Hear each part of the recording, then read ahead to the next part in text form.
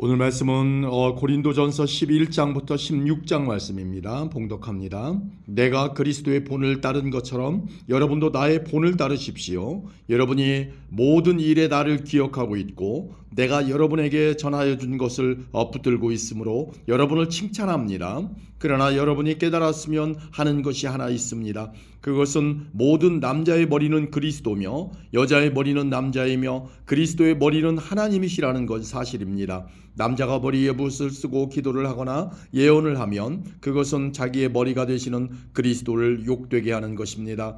그러나 여자가 머리에 무엇을 쓰지 않고 기도를 하거나 예언을 하면 그것은 자기의 머리를 욕되게 하는 것입니다. 그것은 삭발한 것이나 다름이 없습니다. 여자가 머리에 무엇을 쓰지 않으려면 머리를 밀어버리십시오. 머리를 밀어내는 것이 여자에게 부끄러운 것이라면 무엇이든 머리를 가리기 바랍니다.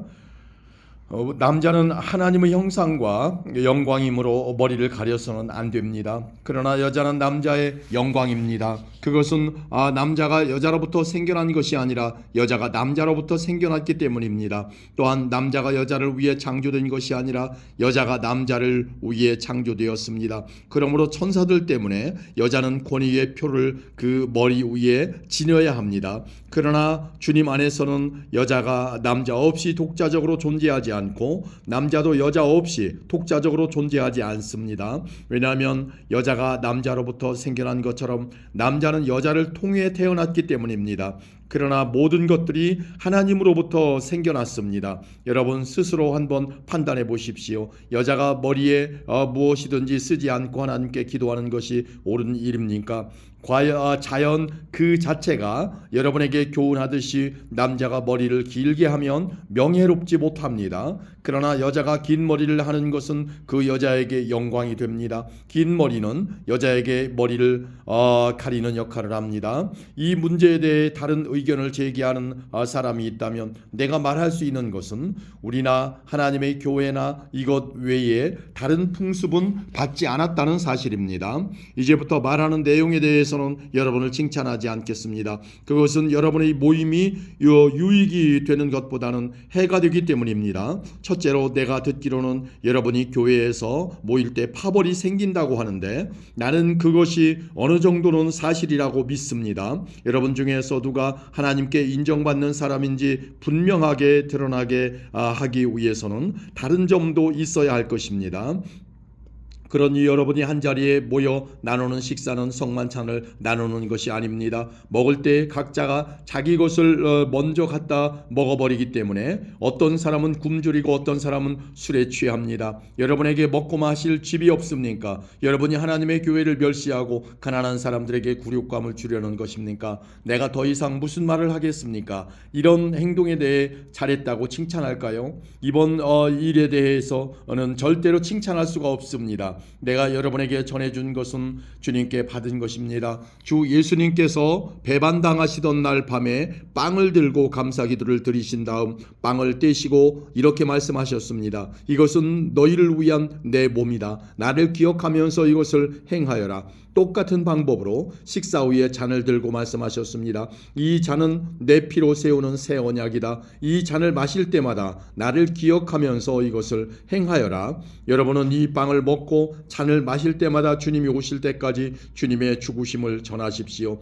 그러므로 누구든지 합당하지 않은 태도로 빵을 먹거나 주님의 잔을 마시는 사람은 주님의 몸과 피를 범하는 죄를 짓는 것입니다. 각 사람은 자신을 점검한 후에 빵을 먹고 잔을 마셔야 합니다. 주님의 몸이라는 인식이 없이 먹거나 마시는 사람은 자기에게 내릴 하나님의 심판을 먹고 마시는 것입니다. 이런 이유로 여러분 중에는 약한 사람이나 아픈 사람이 많이 있고 죽은 사람들도 적지 않습니다. 우리가 자신을 분별하였더라면 심판을 받지 않았을 것입니다. 그러나 우리가 지금 주님에게서 심판을 받는 것은 세상과 함께 심판을 받지 않기 위해서입니다. 그러므로 나의 성도 여러분, 여러분이 먹으러 함께 모일 때 서로 기다리십시오. 배고픈 사람이 있으면 집에서 식사를 하도록 하십시오. 그래서 여러분이 모이는 것이 심판받는 모임이 되지 않기를 바랍니다. 이 외에 다른 문제들은 내가 여러분에게 가서 알려드리겠습니다. 아멘. 12장입니다. 성도 여러분, 나는 여러분이 성령께서 주시는 선물들에 대해 모르기를 원치 않습니다. 여러분은 이방인으로 있었을 때 말도 못하는 우상의 이끌림을 받았다는 사실을 아실 것입니다.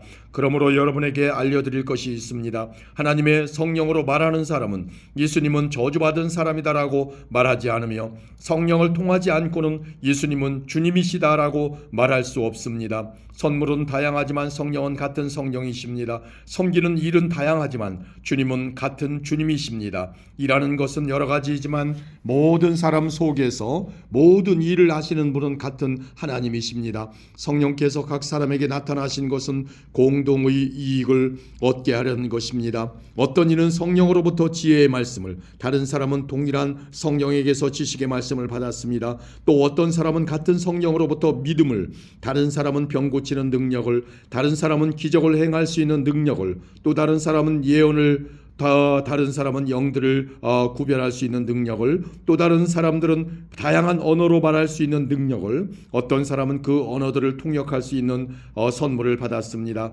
이 모든 일은 한 분이신 같은 성령께서 하시는 일입니다. 성령께서는 그분이 원하시는 대로 각 사람에게 이런 것들을 나누어 주십니다. 몸은 하나이지만 많은 지체들이 있고, 몸의 지체들이 많이 있지만 한 몸인 것처럼 그리스도도 그와 같습니다. 우리는 유대인이든지 그리스인이든지 종이든지 자유인이든지 모두 한 성령으로 세례를 받아 한 몸을 이루었고, 모두 한 성령을 모시게 되었습니다. 몸은 하나의 지체가 아니라 많은 지체들로 이루어져 있습니다. 발이 나는 손이 아니므로 몸의 일부가 아니다라고 말한다고 해서 발이 몸의 일부분이 아니라고 하겠습니까? 귀가 나는 눈이 아니므로 몸의 일부가 아니다라고 말한다고 해서 몸의 일부분이 아니라고 하겠습니까? 온 몸이 눈이라면 어떻게 듣겠습니까? 온 몸이 귀라면 어떻게 냄새를 맡겠습니까? 그러나 사실 하나님께서는 그분이 원하시는 대로 몸 안에 각각 다른 기능을 하는 여러 지체를 두셨습니다. 모든 것이 하나의 지체뿐이라면 몸은 어디 있겠습니까? 그러나 지금 그런 것처럼 지체는 많아도 몸은 하나입니다. 눈이 손에게 너는 내게 필요 없어 라고 할 수 없으며, 머리가 발에게 너는 내게 쓸데없어 라고 말할 수 없습니다. 이와는 반대로 몸에서 더 약해 보이는 부분이 오히려 요긴하며, 몸에서 고귀하지 못하다고 생각하는 지체를 우리는 더욱 고귀하게 대하고, 볼품없는 부분들을 더 품위 있게 꾸밉니다. 반면에 우리 몸 중에서 아름다워 보이는 부분들은 특별히 그럴 필요가 없습니다. 하나님께서는 몸의 지체들을 함께 모아 부족한 지체들에게 더욱 큰 영광을 주셨습니다. 그래서 우리 몸이 나눔이 없게 하시고 몸의 여러 지체들이 서로 돌보며 살게 하셨습니다. 몸의 한 지체가 고통을 당하면 모든 지체가 함께 고통을 당하고, 한 지체가 영광을 받으면 모든 지체가 함께 기뻐합니다. 여러분들은 그리스도의 몸이며 한 사람 한 사람은 그 몸의 지체입니다. 하나님께서 교회 안에 일할 사람들을 세우셨습니다. 첫째는 사도들이요, 둘째는 예언자들이요, 셋째는 교사들이요, 그 다음에는 기적을 행하는 사람들이요, 또한 병 고치는 능력 있는 사람들이요, 다른 사람들을 도와주는 사람들이요, 또 지도력 있는 사람들, 그리고 방언을 말하는 사람들입니다. 모든 사람이 다 사도이겠습니까? 모두가 예언자이겠습니까? 모두가 교사 이겠습니까? 모든 사람이 기적을 행하는 사람이겠습니까? 또 모두가 병 고치는 능력이 있는 사람이겠습니까? 모두가 방언으로 말하는 사람이겠습니까? 모두가 방언을 통역하는 사람이겠습니까? 하지만 여러분들은 더 큰 성령을 받도록 간절히 구하십시오. 이제 나는 여러분에게 가장 좋은 길을 보여드리겠습니다. 아멘. 13장입니다.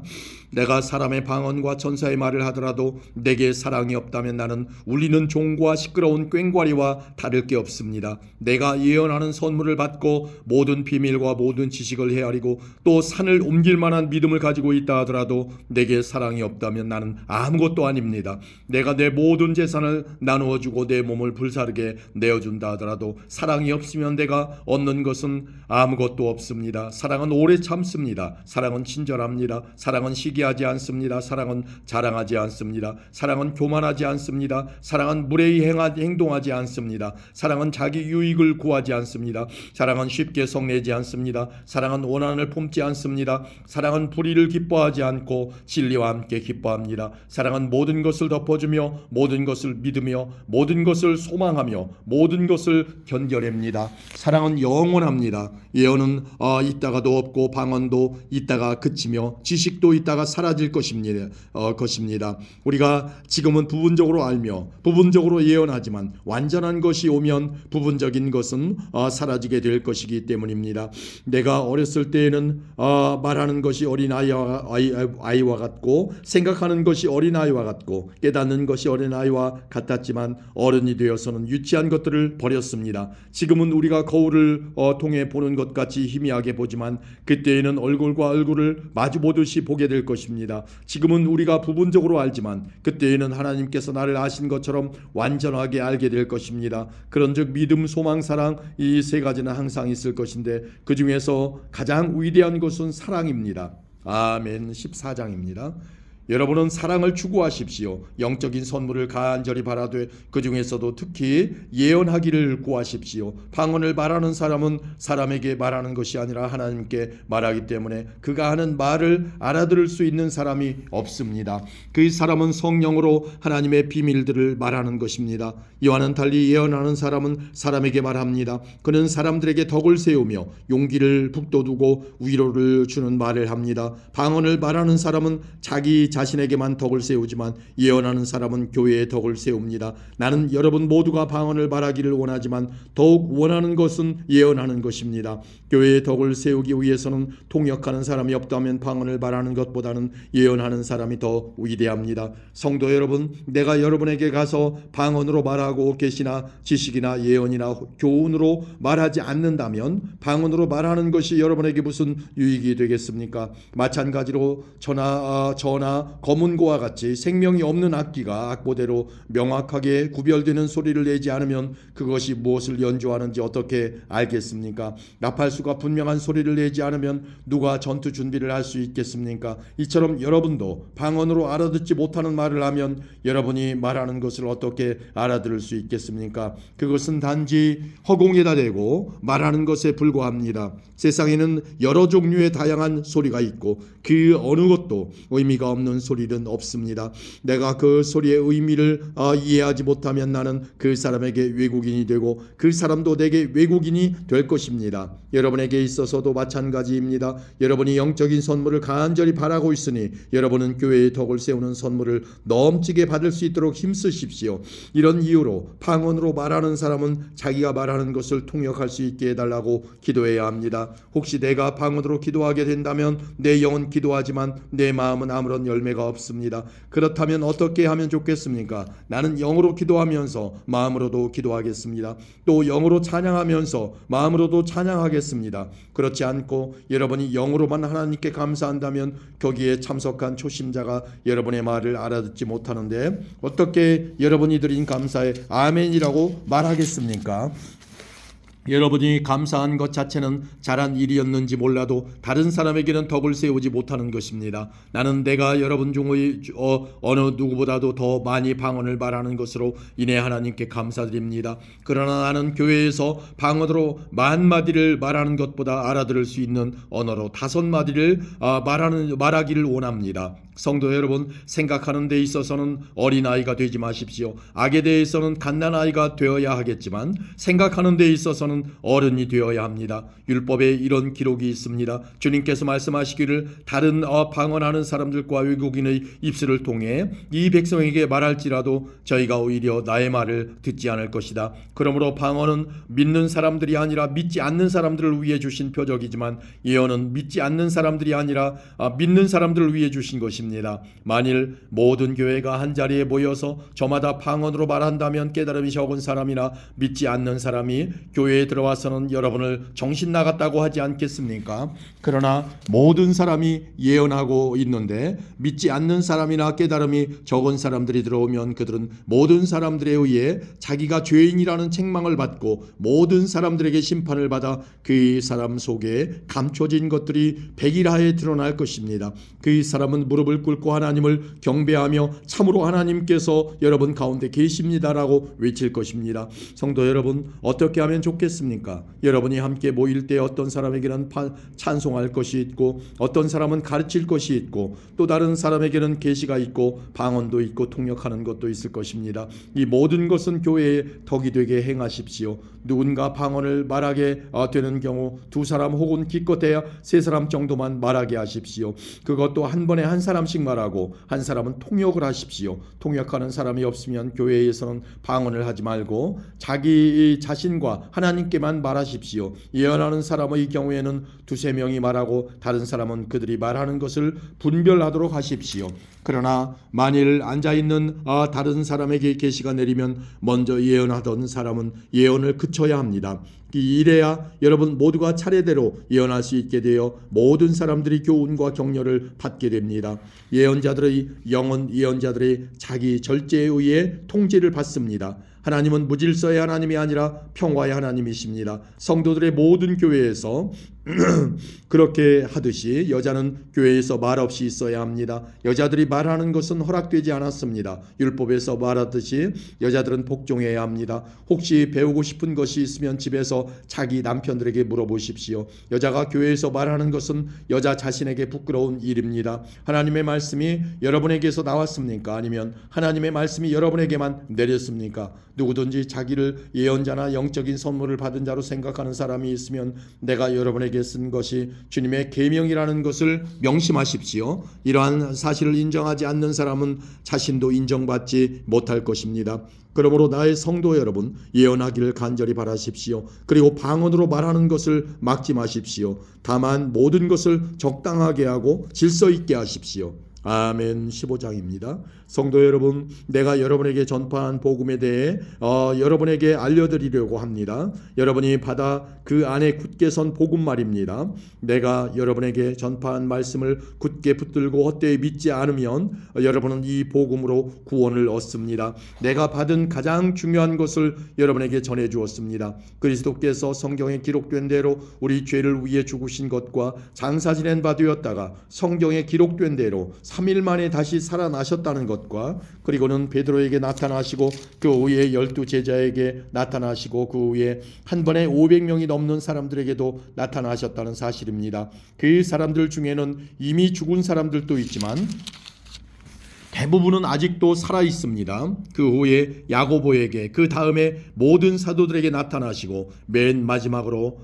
조사나 같은 나에게도 나타나셨습니다. 나는 모든 사도들 중에서 가장 작은 사람입니다. 나는 과거에 하나님의 교회를 핍박했던 사람이기 때문에 사도라고 불릴 자격이 없습니다. 그러나 지금의 나는 하나님의 은혜로 된 것이므로 내게 베푸신 그분의 은혜가 헛되지 않습니다. 나는 다른 사도들보다 더 열심히 일하였습니다. 그러나 그 일은 내가 한 것이 아니라 나와 함께 하시는 하나님의 은혜로 한 것이었습니다. 내가 되었든지 아니면 그 사람들이 되었든지 간에 우리가 전파한 복음은 이런 내용이고 여러분은 이것을 믿었습니다. 그리스도께서 죽은 자들 가운데서 다시 살아나셨다고 우리가 전파하는데 여러분 중에서 죽은 자들의 부활이 없다고 말하는 사람이 있는 것은 어찌된 일입니까? 죽은 자들의 부활이 없다면 그리스도께서도 다시 살아나지 못하셨을 것입니다. 그리고 그리스도께서 다시 살아나지 못하셨다면 우리가 전파한 복음도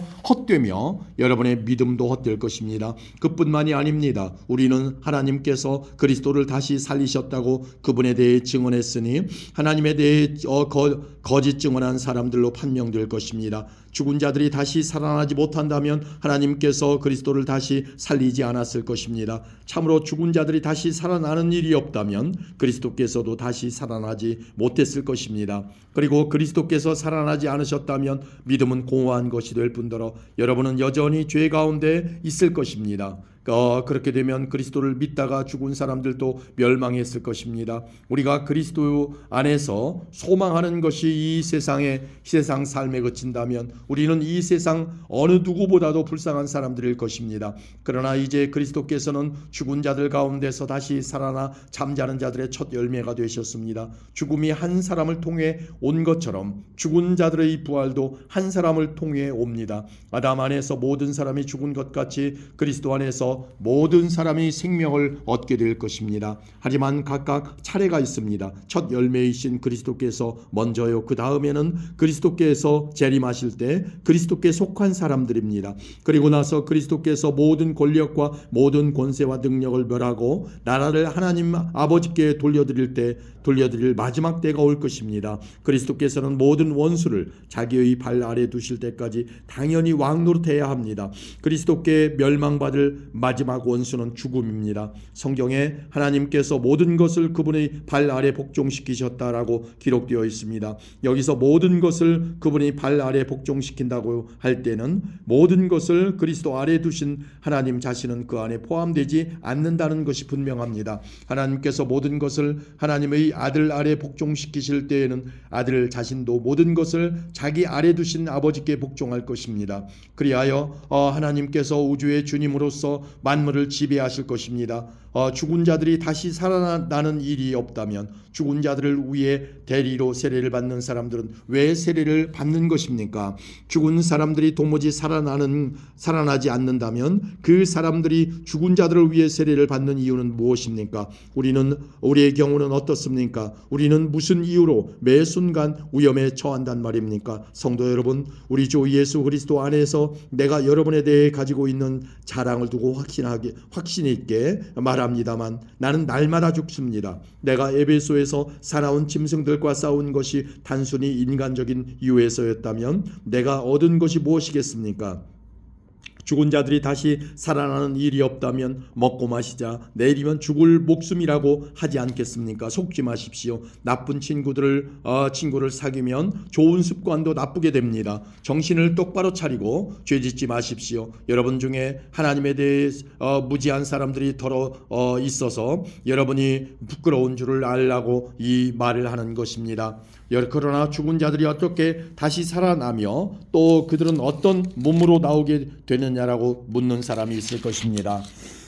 참으로 어리석습니다. 여러분이 뿌리는 씨는 죽지 않으면 살아나지 못합니다. 여러분이 뿌리는 것은 다 자란 몸이 아니라 밀이든 그 밖에 다른 곡식이든 단지 그 씨일 뿐입니다. 그러나 하나님께서는 그분의 계획대로 뿌린 것에 몸을 주시며 씨앗 하나하나에 각각 알맞는 몸을 주십니다. 모든 육체가 똑같지는 않습니다. 사람의 육체가 있고 동물의 육체가 있으며 새의 육체가 있고 물고기의 육체가 있습니다. 또한 하늘에 속한 몸만 있는 것이 아니라 땅에 속한 몸도 있습니다. 그러나 하늘에 속한 영광과 땅에 속한 영광이 각각 다릅니다. 해와 달과 별의 영광이 각각 다르고 별들 사이에서도 그 영광은 각기 다릅니다. 죽은 자들의 부활도 이와 같습니다. 썩을 몸을 심지만 썩지 않을 몸으로 다시 살아납니다. 비천한 몸을 심지만 영광스러운 몸으로 다시 살아납니다. 또한 약한 몸을 심지만 능력 있는 몸으로 다시 살아납니다. 자연적인 몸을 심지만 영적인 몸으로 다시 살아납니다.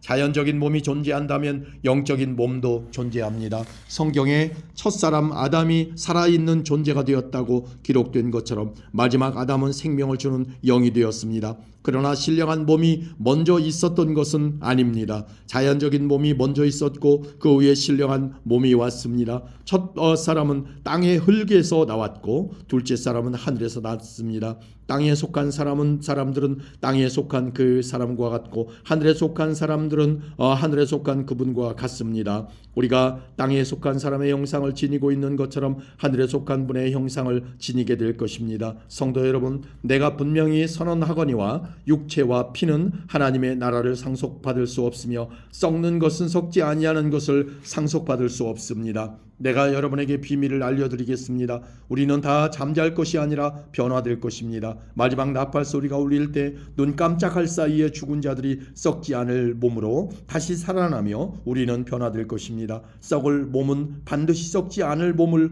입어야 하며 죽을 몸은 죽지 않을 몸을 입어야 합니다. 썩을 몸이 썩지 않을 몸을 입고 죽을 몸이 죽지 않을 몸을 입게 되면 승리가 죽음을 버렸다고 기록된 말씀이 사실로 드러나게 될 것입니다. 죽음아 너의 승리가 어디 있느냐? 죽음아 너의 찌르는 것이 어디 있느냐? 죽음이 찌르는 것은 죄이며 죄의 힘은 율법입니다. 그러나 우리 주 예수 그리스도를 통해 우리에게 승리를 주시는 하나님께 감사합니다. 그러므로 나의 사랑하는 성도 여러분, 굳게 서서 흔들리지 말고 항상 주님의 일을 위해 자신을 드리십시오. 주님을 위해 일한 여러분의 수고는 결코 헛되지 않는 것임을 기억하시기 바랍니다. 아멘. 16장입니다.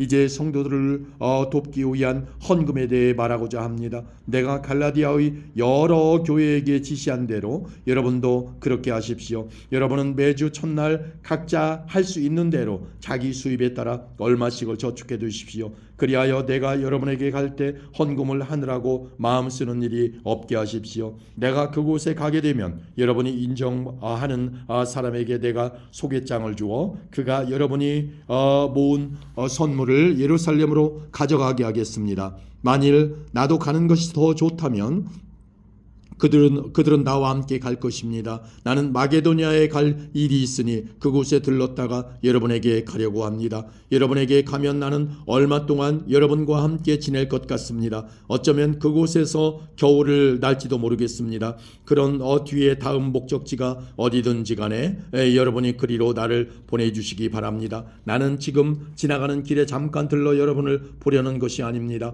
주님이 허락하신다면 한동안 여러분과 함께 지내고 싶습니다. 그러나 오순절까지는 에베소에 머물 예정입니다. 나를 대적하는 자들이 많기는 하지만 많은 일을 할 수 있는 큰 문이 내게 열려있기 때문입니다. 디모데가 그리로 가면 여러분과 지내는 동안 아무런 두려움이 없게 해주십시오. 디모데는 나와 마찬가지로 주님으로 위해 일하는 사람입니다. 그러니 아무도 그를 업신여기지 마십시오. 디모데가 평안한 마음으로 내게 돌아오게 해주십시오. 나는 다른 성도들과 함께 디모데를 기다리고 있습니다. 형제 아볼로에 대해서 말씀드립니다. 나는 아볼로에게 성도 여러 명과 함께 여러분을 방문하라고 몇 번 권했으나 지금은 가고 싶은 마음이 없는 것 같습니다. 그러나 아볼로는 기회가 되면 여러분을 보러 갈 것입니다.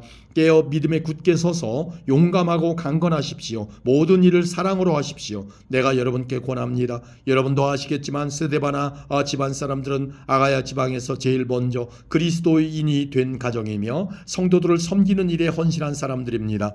여러분은 이런 사람들과 또 그들과 함께 수고하는 모든 사람들에게 순종하십시오. 스데바나와 부드나도와 아가이고가 와서 나는 참 기쁩니다. 여러분을 만나지 못해 아쉬웠던 것을 이 사람들이 충족시켜 주었기 때문입니다. 이 세 사람들은 내 마음과 여러분의 마음을 상쾌하게 해주었습니다. 여러분은 이런 사람들을 알아주시기 바랍니다. 아시아의 여러 교회가 여러분에게 문안드립니다. 아골라와 브리스가와 다 함께 이 두 사람의 집에 모이는 교회가 주님 안에서 여러분에게 진심 어린 문안 인사를 드립니다. 이곳에 있는 모든 성도들이 문안드립니다. 여러분은 거룩한 입맞춤으로 인사를 나누십시오. 나 바울은 이 마지막 인사를 내 손으로 직접 쓰고 있습니다. 주님을 사랑하지 않는 사람이 있다면 그 사람에게 하나님의 저주가 임할 것입니다. 주님 오십시오. 주 예수님의 은혜가 여러분과 함께 하시기를 바랍니다. 나의 사랑이 그리스도 예수 안에서 여러분 모두에게 있기를 기원합니다.